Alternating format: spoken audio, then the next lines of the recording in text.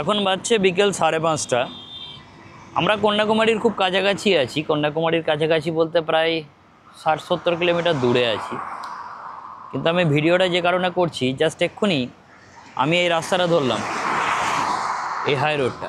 এই high রোডটার specification হচ্ছে এই হাই রোডটাই সেইটা যেটা NH-44, যেটা আসছে কোথায় থেকে? কাশ্মীর থেকে আসছে, শ্রীনগর থেকে। কাশ্মীরের শ্রীনগর থেকে এই রাস্তাটা আসছে, যাচ্ছে কোথায়? কন্যাকুমারী অবধি।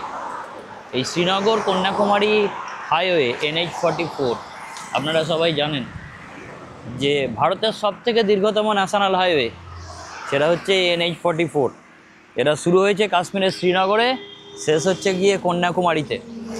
তাই এই কন্যাকুমারী হাইওয়ে একদম সোজা আমরা চলে যাচ্ছি। এটা সার্ভিস রোড ঢুকে গেল, এদিকে সোজা চলে যাবে কন্যাকুমারী।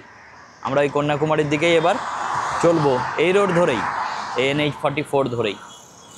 NH-44 আমি এর আগেও চালিয়েছি, মধ্যপ্রদেশে চালিয়েছি, মহারাষ্ট্রে চালিয়েছি। কিন্তু ব্যাপার হচ্ছে কন্যাকুমারীর পাশে, একদম কন্যাকুমারী অবধি আমি এই রোড ধরে যাবো, ভালো লাগছে। এবং ভবিষ্যতে আমার একটা স্বপ্ন আছে যে আমি শ্রীনগর থেকে এই রাস্তা ধরে কন্যাকুমারী অবধি আসবো। দেখা যাক ভগবান এই আশা পূর্ণ করে কিনা।